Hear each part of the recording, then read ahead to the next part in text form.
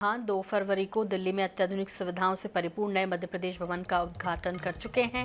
देश की राजधानी दिल्ली में सबसे सुरक्षित चाणक्यपुरी क्षेत्र में जीएसएस एंड मेरी मार्ग पर 1.5 एकड़ में करीब 150 करोड़ रुपए की लागत से बना मध्य प्रदेश भवन 5 सितारा होटल से कम नहीं है। आधुनिक सुविधाओं से युक्त नए मध्य प्रदेश भवन में राज्य की संस्कृति, वन्यजीव, जनजातीय परंपरा, कला और राजनीतिक हस्तियों को भी दर्शाया गया।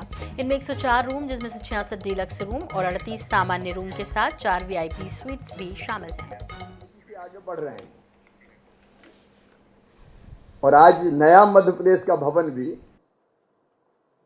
यही दर्शाता है कि मध्य प्रदेश अब तेजी से प्रगति और विकास कर रहा है। ये केवल भवन नहीं है, यहां मध्य प्रदेश की जनता की भावनाएं भी है और आकांक्षाएं भी है। जैसा भी आपको बताया जा रहा था, पहले हमारे पास जो पुराना भवन था उसमें धीरे धीरे करके एक एक दो दो कमरे जोड़ जोड़ के उसको बढ़ाने की कोशिश हुई थी। आधुनिक जो सुविधाएं चाहिए काम करने के लिए वो भी उसमें नहीं थी और कक्ष भी जैसे थे उसमें अगर विधायक मित्र भी आके रुकते थे, मंत्रीगण आके रुकते थे, जो मुलाकात करने आते थे वो उसी बिस्तर पे बैठ जाते थे, क्योंकि और कोई व्यवस्था ही नहीं थी जिस पे मंत्री जी सोते थे या विधायक जी सोते थे। अत्यंत सीमित स्थान था और इसलिए इस बात की आवश्यकता थी कि एक काम की दृष्टि से आज की आवश्यकताओं को ध्यान में रखते हुए एक नया मध्य प्रदेश भवन बने और आज वो मध्य प्रदेश भवन बन के तैयार भी है। आज आपका लोकार्पण भी हुआ है और उसी भवन के सभा कक्ष में आप बैठे हैं। मैं इस अवसर पर याद करना चाहूंगा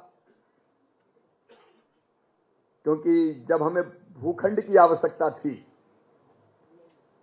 तब शहरी विकास मंत्री थे श्रीमान वेंकैया नायडू जी। हम वेंकैया जी के पास गए,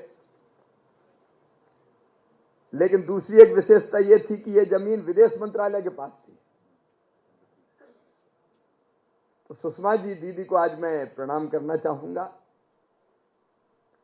सुषमा दीदी विदेश मंत्री थी। हमने उनसे जाके निवेदन किया कि मध्य प्रदेश के लिए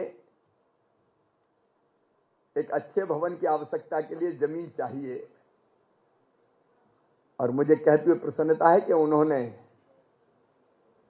अपनी तरफ से कोई कसर नहीं छोड़ी। इस इलाके में ये भूखंड लेना इस समय आप जानते हैं कितना कठिन काम था। आशीष शायद यहां होंगे, वो इस समय हमारे रेजिडेंट कमिश्नर हुआ करते थे। मैं काम पे लगाया था कि रोज फॉलो अप करो। सुषमा जी, वेंकैया जी और तोमर जी आज नहीं है, उनको भी हमने मंत्री थे तो कहा था कि आप भी सहयोग करो। सबके सम्मिलित प्रयासों से पहले तो जमीन का आवंटन हुआ और बाद में सोचा कि बने भवन तो ऐसा बने कि 50 साल फिर पलट के देखने की जरूरत नहीं पड़े। अभी जब आप देखेंगे तो आपको लगेगा कि जैसे माननीय प्रधानमंत्री जी ने कल बजट के माध्यम से 50 साल के बाद भी भारत कैसा होगा उसकी बुनियाद रखी। हमारा भवन भी आने वाले कई वर्षों की आवश्यकताओं को देखते हुए बनाया गया है। मैं इस भवन के निर्माण में जिन भी मित्रों ने सहयोग किया है, अधिकारी हों, कर्मचारी हों, एजेंसी तो हमने भारत सरकार की ही तय की थी। एनडीएमसी ने अब काम के पूर्णता का भी सर्टिफिकेट वगैरह सब पूरा करके एनवीसीसी ने इस भवन को बनाया। इसकी विशेषता यह है कि आसपास सारे कार्यालय हमारे मंत्रियों के, अलग अलग मंत्रालय आप जानते हैं। और सबसे बड़ी बात यह थी कि जब इसको बनाने की योजना बनी तो कितने कक्ष बने इसमें, तो मन में आया कि कोई थोड़ा विशेष नंबर होना चाहिए। तो हमने तय किया 108 कमरे बनना चाहिए, कक्ष इसमें बनना चाहिए।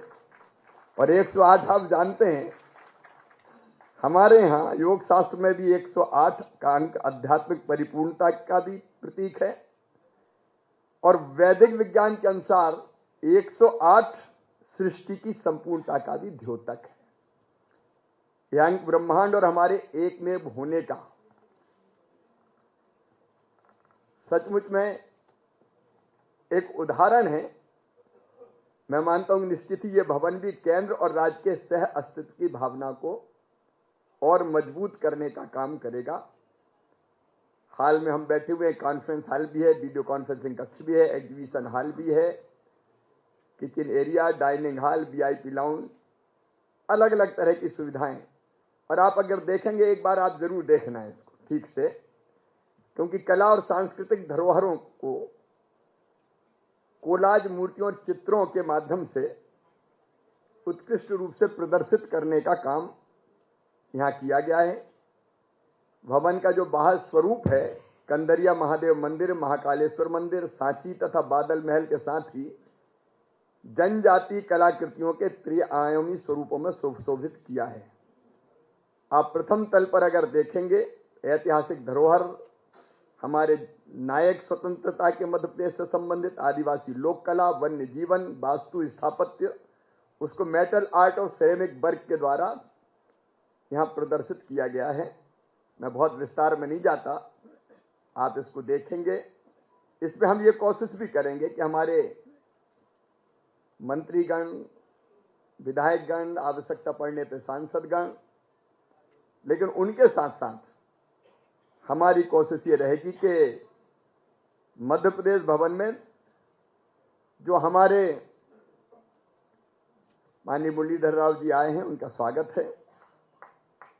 यहां राज्य के आवश्यकता पड़ने पर बाकी नागरिक भी इन सुविधाओं का लाभ उठा सके। यहाँ सोविनियर शॉप भी रहेगा, यहाँ हस्तशिल्प, हथकरघा, वन्य औषधि उत्पादों की उपलब्धता भी सुनिश्चित की जाएगी। मोटा अनाज, श्री अन्न, मध्य प्रदेश का कोदो, कुटकी, ज्वार, बाजरा, रागी,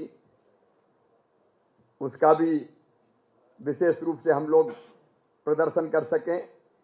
और गंभीर बीमारी का इलाज कराने मध्य प्रदेश के मरीज या सिविल सेवा परीक्षाओं में भर्ती के लिए आने वाले छात्र, इस तरह की भी अगर कुछ सुविधाओं की आवश्यकता होगी तो उसको भी हम विकसित करने का काम करेंगे।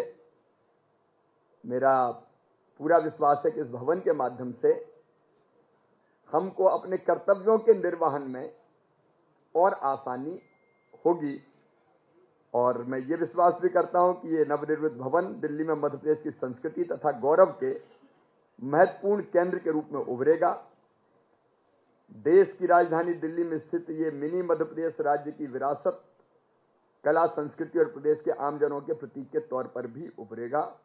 एक बार जिन मित्रों ने इस भवन के निर्माण में अपना सहयोग प्रदान किया है, उन सबको मैं फिर बहुत बहुत बधाइयां देता हूं, शुभकामनाएं देता हूं, धन्यवाद देता हूं और आप सबको और मध्य प्रदेश की जनता को ये भवन समर्पित करता हूं। बहुत बहुत धन्यवाद।